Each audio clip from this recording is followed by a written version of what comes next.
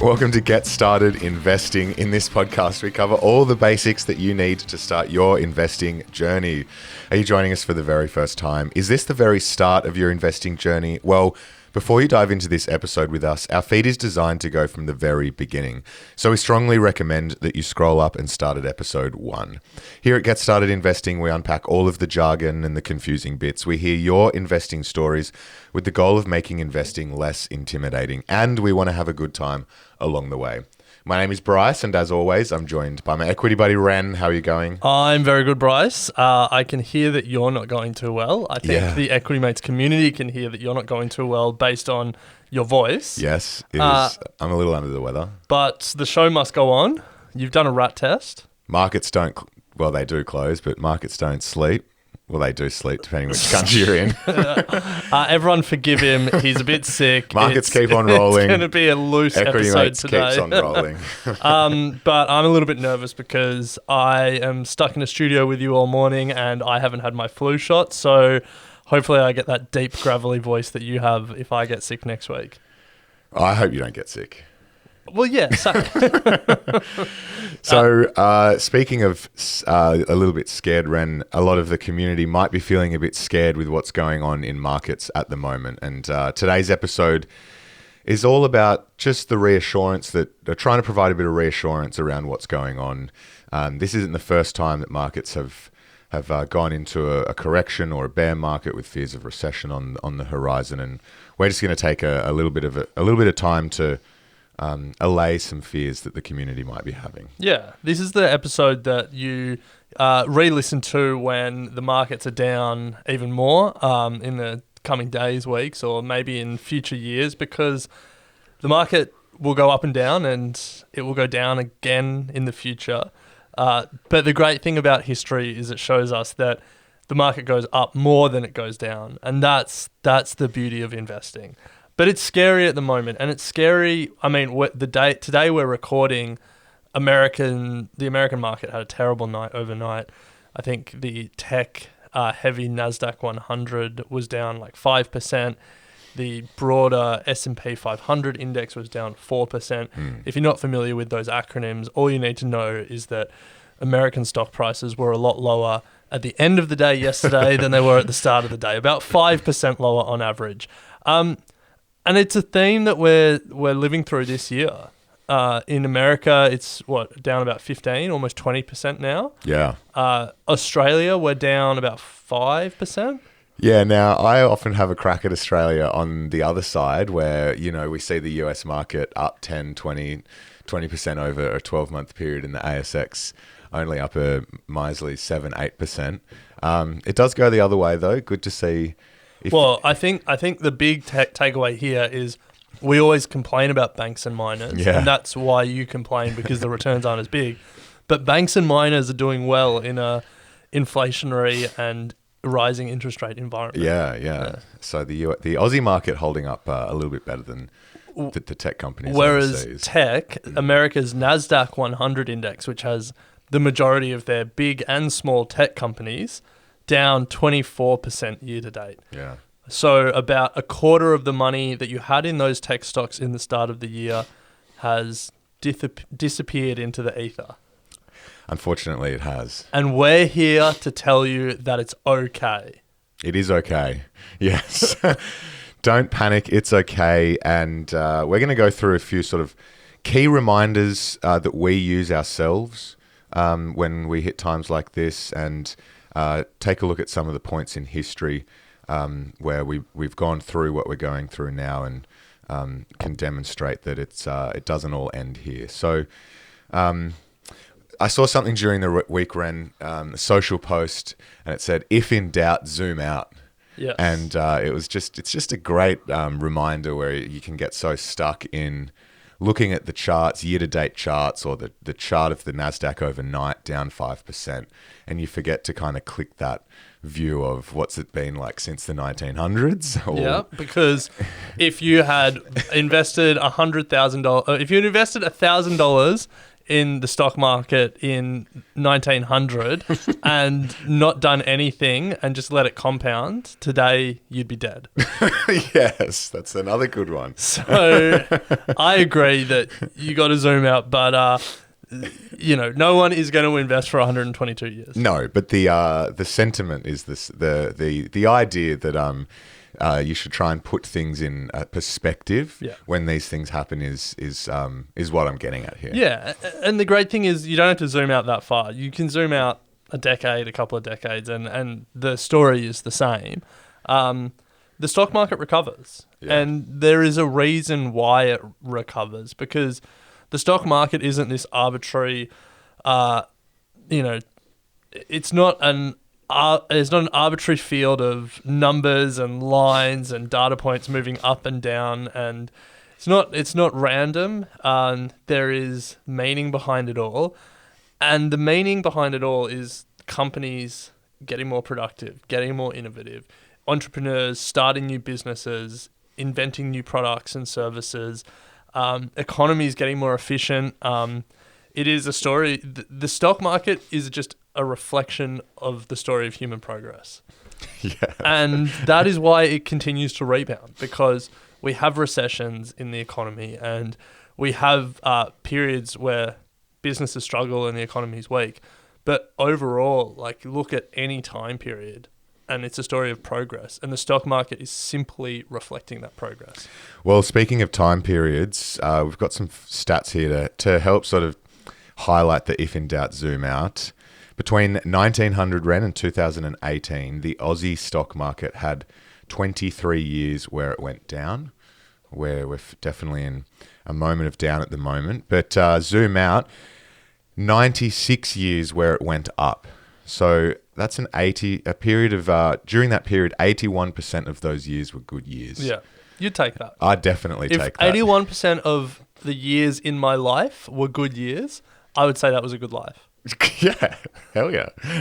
Well, what other examples do you try and use when it comes to the if in doubt, zoom out? So this is my favorite JFC story. Everyone's got to have a favorite JFC story. Yes. You got a favorite JFC story? Well, it's the only You can't steal mine. You can't steal mine. The only JFC story I have is this damn story, because you've told it so many times. I tell it a lot. I think in a book I wrote it. I think you need to retire it at some point. No. The essence of marketing is repetition.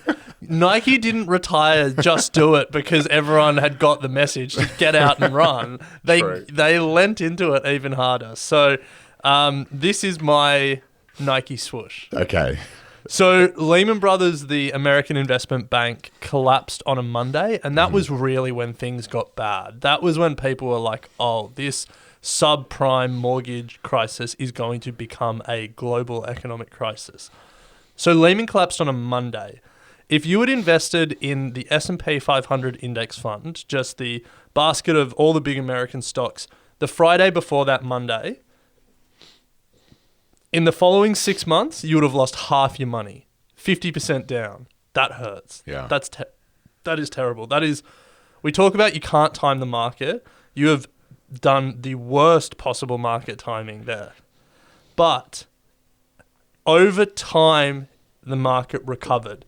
Now, it took you 6 years to get back to even, which would have been a long 6 years just to recover your initial investment. But 10 years after you'd made that first investment, you would have doubled your money. And if you'd had a dividend reinvestment plan on, you would have tripled your money in that 10 years. There you go. So even if you invest right before the global economy had melted down in 2008, and you had just shut your eyes, gone to the beach, gone to the shops, and not looked at your portfolio, things got better after a very terrible start, and then things got really good towards the end of that decade. Love that. Going to the shops. So for me, that is why it is a story that exemplifies everything that we talk about when it comes to long-term investing, the power of compounding, even throw in dividend reinvestments and the juicing of the compounding that can do. Well, here's another example of where things have got a lot better after becoming pretty bad.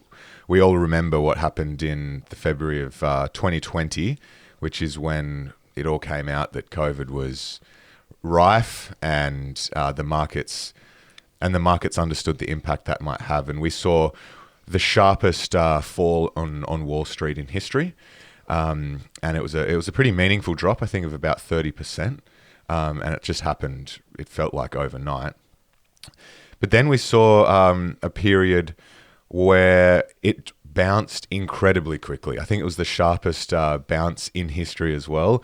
Usually it takes on average about 2 years for a market to recover from a crash, but the recovery from the 2020 decline only took 149 days.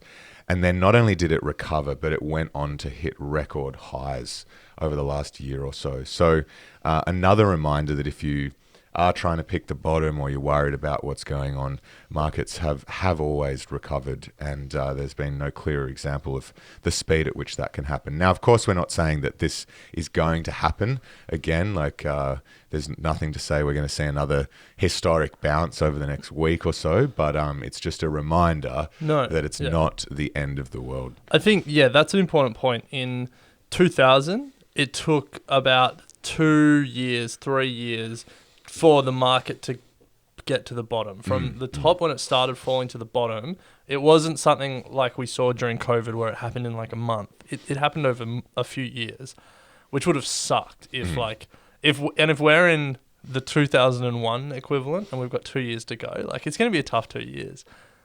I don't know if we'll have podcast listeners in 2 years. We will. They'll all be at the beach in the shops. But the thing is, the opportunities that sprung up in 2002, 2003 were incredible. Yeah.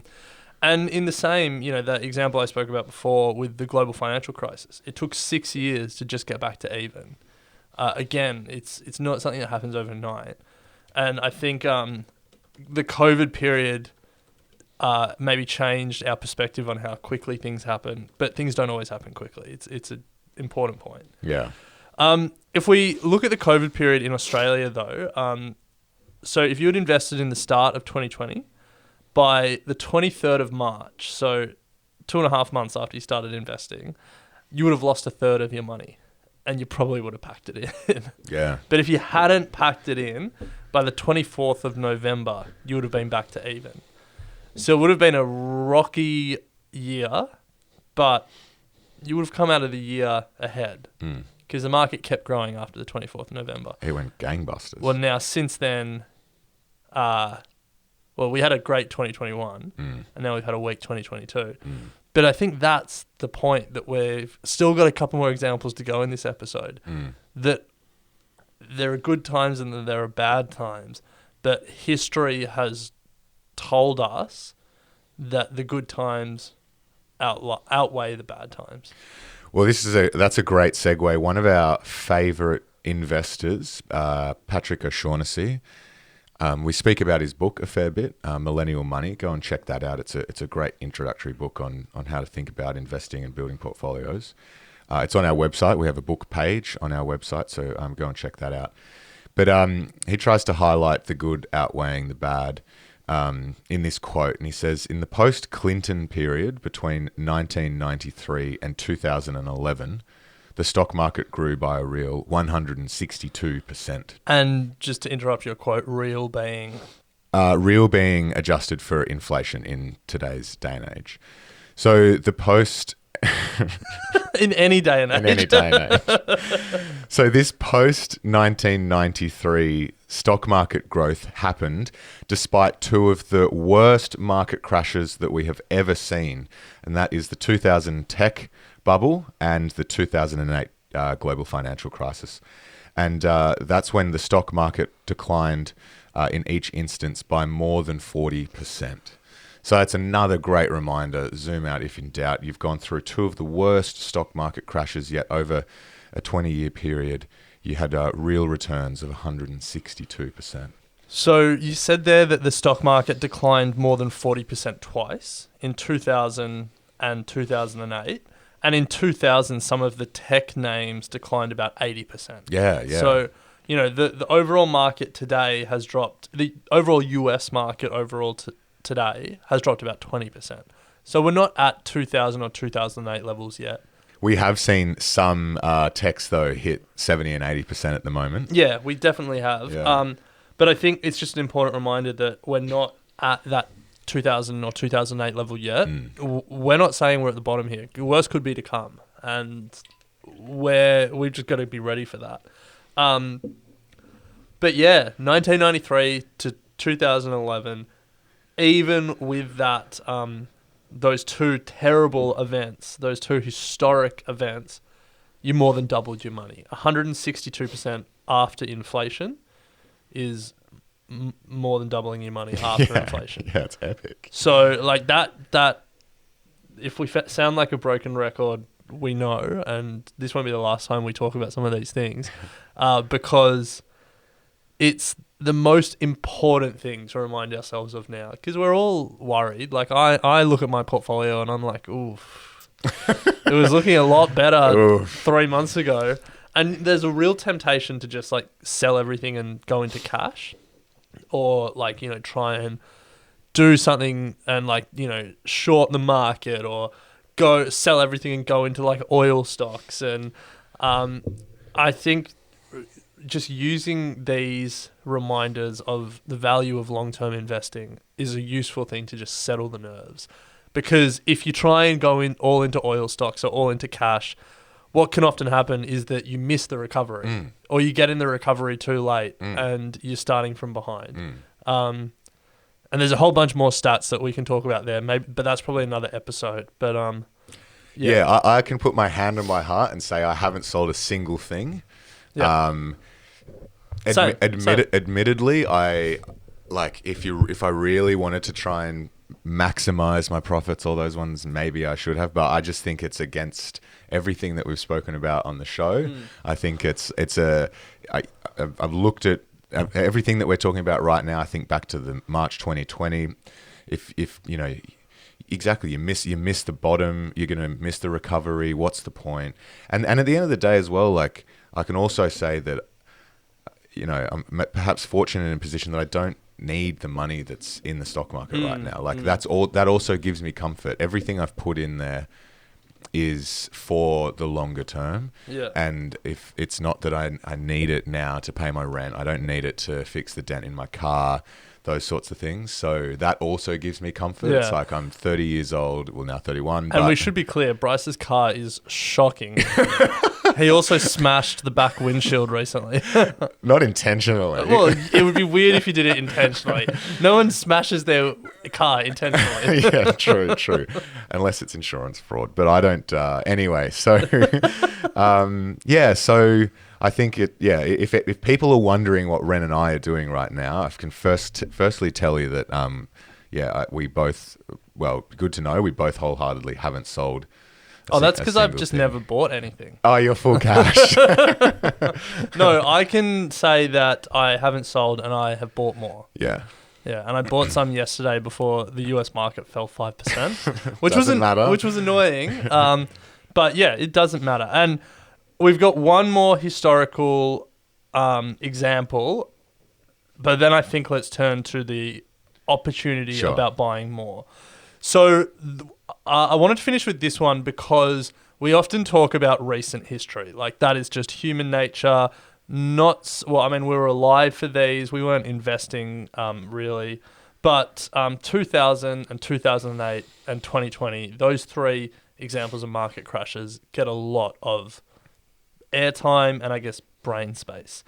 But I want to go further back. I want to go post-World War II, 1945 to 1959, because that was a period where there were also a number of inflationary spikes, and I think it really tells the story that we're trying to tell in this episode. And I want to give a tip of the hat to Ben Carlson for this one, and he's a good follow on Twitter. He's got a website, podcast, everything as well. So, 1945 to 1959. The 1950s was the best decade for US stocks. And between 45 and 59, the market, you earn 17% a year return. The market averages about 7 or 8% a year. The US market averages about 7 or 8% a year. So 17% a year on average for those 15 years is incredible. Yeah. Yeah? Yeah, it's You got me? unheard of. Well, it's not unheard of because it happened. You just heard it. You heard it here. In that 15-year period, there were 3 recessions. There was one in 1948 to 49, one in 53 to 54, and one from 57 to 58. 3 recessions and 11 stock market corrections. Wow.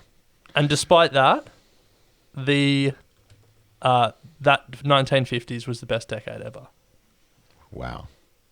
There you go. So 3 recessions. No. 3 recessions. 3 recessions. 11 11 market corrections. Yeah. And it was the best decade ever for stocks. Yeah.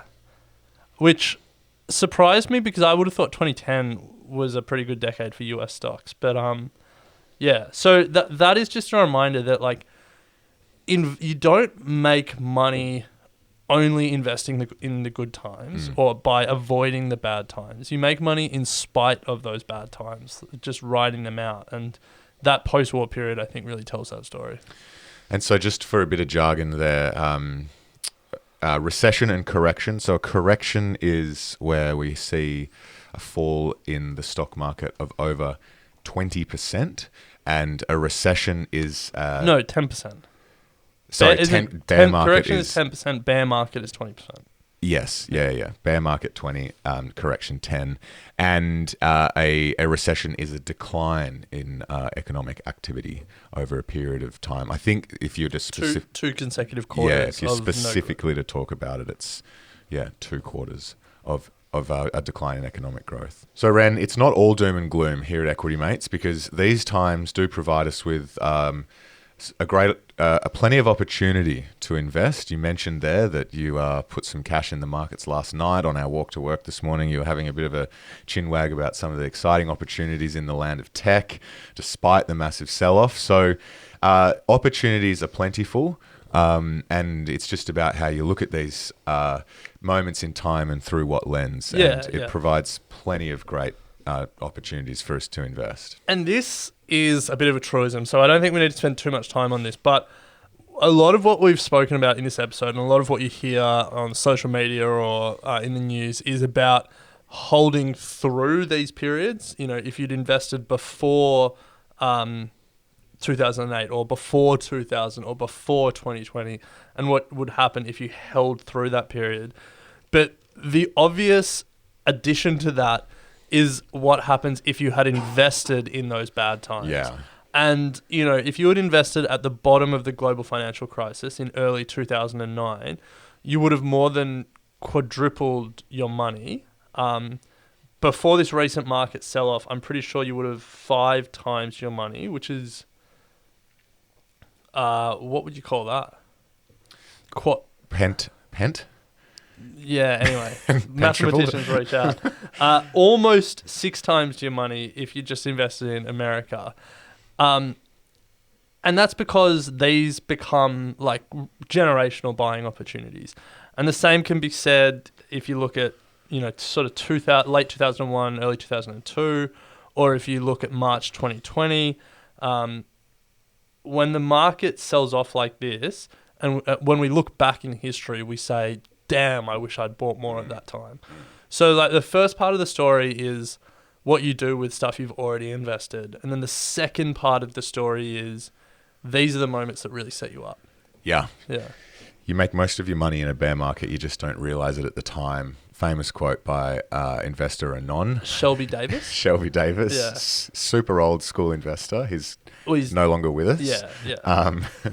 But I think that's a great quote. I saw that one during the COVID crash in 2020, and really that's really stuck with me over the last couple of years because exactly what you just said happened to me when I look back at that period and gone, damn, I wish I had invested more. So frustrating. But the good thing is we have the opportunity now. Yeah. So, and I think the important thing to stress is you don't have to get it at the very bottom. Well, yeah.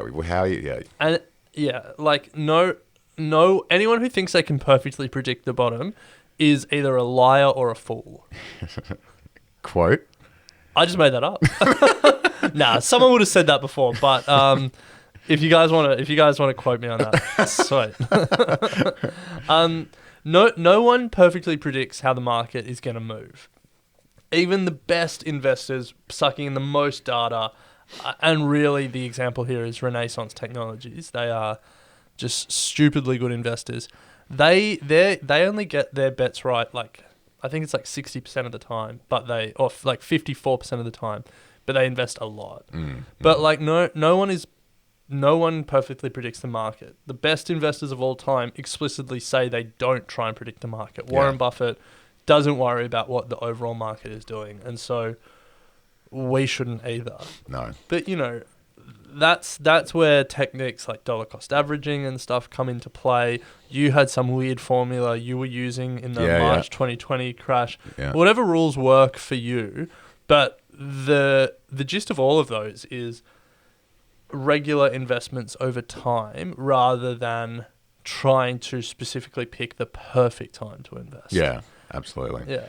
Well, that's a nice transition to, I guess, some of the major lessons that we've learnt over our journey there. And we've just covered one, which is that crashes have been a great buying opportunity. So I think that's one to keep in mind, that if you do have some dry powder, cash on the side, this is the reason that we do talk about having a bit of dry powder on the side to take advantage of these opportunities. Now, there is one incredibly important caveat to market crashes being good buying opportunities and the idea of holding through the bad times because the good times are coming. And that is only invest money that you're not going to need. Yes. Because, and when we say you're not going to need, it's obviously like covering bills today, like the money you need to live today, but also money you're going to need in like 3 to 5 years. Like if you're thinking, this is the time I'm going to put what I've saved for a house deposit into the stock market because stock market crashes have been good buying opportunities, there's nothing to say that in 3 years the market isn't lower than it is today. 100%. Meaningfully lower than it is today. Yeah. So it's like this should be like a rule of thumb whatever the market's doing, but especially when times are tough like this. If you need the money in the next decade I've just pulled out of my ass, but this is money that you don't need. This is money that you've saved to invest. Yeah. It's not saved to go on holidays next year. Yeah, because you might not be getting on holidays next year if this is the money you need. Your Euro trip savings are still 25% down. Rather than going to Europe, Indonesia. Rather than going to Warsaw, you might be going to Wagga. Yeah. All right. A couple of other quick ones. Some of the lessons that we've learned over our journey, and we've spoken about this in our book as well, Get Started Investing. Make sure you go and check that out. Stock market crashes will happen. It's a fact of life. It's the circle of life on the stock market. They will happen. The market recovers. We've said it time and time again. It's no surprise that that's a lesson, but we're seeing it right now. What's another one, Ren? Don't try and time the market and predict a crash or a recovery from a crash. You'll miss out most of the time, but more importantly, you will just cause yourself unnecessary stress and you'll generate a hairline like my own. And you don't want that. And of course, we've said it before and we'll say it again. When a crash happens, one of the worst things that you can do is to panic sell. It's often too late. You'll miss out on the recovery. You'll sell the wrong thing. You'll freak out and sell everything and go into cash and then sit there for too long and forget that it's swung around. It's just like there's no point trying to time the bottom to get back in, there's no point trying to time when the best point to sell is to then get back in as well. Hindsight is easy. Hindsight is, I should have sold in February 2021, or I should have sold, November 2021. But the problem with hindsight is it's just like it doesn't, like you're not smart to look back and say you should have done this. Because at the time, like no one knew that February 2021 was the top for those growth tech stocks. No one knew that November 2021 was the top for like the market more generally. And there are so many examples of people getting those calls wrong, of professionals getting those calls wrong. So who are we to think we can do better than them? And I remember early days of Equity Mates, every year Bryce would call a recession. Yeah. Every year, bold prediction, the stock market's going to crash. And this was like 2018, 2019, when the market was it was just good times all around. Yeah. Except there was a little blip at the end of 2018. But that for me has just been the most important learning. It's not that if you could pick these moments, yes, there are strategies you could put in place. But the problem is no one is good at picking these moments. That's the problem. That's the trouble. Yeah. So it's very easy to look back and say, oh, well, if you'd sold in 2008 and got back in 2010 and, all of that stuff. But the problem is at the time, you don't know these things. And so I don't worry about them. So Ren, just before we close, there is a caveat to all of this. Well, a second caveat, given we gave one before, yeah. And that is, we keep saying that markets always recover. Markets have always recovered. That is us talking about market in its entirety, the index. But we're not saying that every single company always recovers. Yes. There are plenty of instances where companies have suffered in these times and have never recovered. Yeah. So keep that in mind. Pets.com in 2000 didn't recover. Lehman Brothers in 2008 didn't recover. Virgin Australia in 2020 didn't recover. Yeah. Virgin didn't recover. They're owned by Bain now, right? They're owned by Bain, yeah. So keep that in mind. Diversification is key in instances like this. If you had all your eggs in one basket, then you're in a bit more of a tricky situation than if you had spread your risk. And yeah, as we said, historically, the market, the index has recovered. But keep in mind that we're not saying here that every company comes back stronger than ever. Yeah, but that's not what we're saying at all. That is not it at all, exactly. Well, Bryce, I think let's leave it there. We said it was going to be a short episode, but you've powered through and we've crossed over the half-hour mark, so we all appreciate that. There is a quote that someone said, and I can't remember who. Can you remember who said it? We've had a few quotes in this episode, but given that you're just staring blankly at me, I'm going to assume you can't remember either. The quote is, every past stock market crash looks like a great buying opportunity. Every future crash looks like a risk.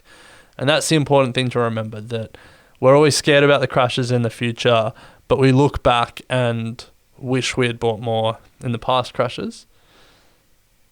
That's it. That's an important thing to think about. That is. Great way to end. So a reminder that there is plenty of content to help you navigate this tricky time across the Equity Mates media network. There's investing experts sharing their insights on Equity Mates Investing Podcast, which is our flagship show that Ren and I host.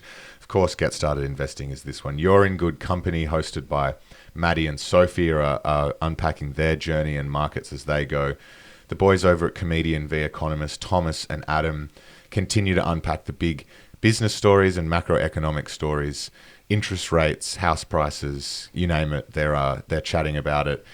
The Dive, which is our latest show in the network, we unpack one big business story each episode 3 times a week to give you some of the context around the news headlines. Crypto Curious is tackling everything that's going on in crypto markets at the moment. They're definitely not being spared either. And Talk Money, to me, all things personal finance, chatting individual stocks and speaking to experts as well. So much happening. Head to equitymates.com to find out more information on all of those shows. They've all got social accounts, as do we, so make sure you're following those. And we would always appreciate if you could give us a 5-star and review on Apple Podcasts or on Spotify, which now lets you rate the shows. As always, Ren, it's great to chat stocks. Exciting times ahead. Stick around for next week as we continue to unpack what's going on in markets. Sounds good.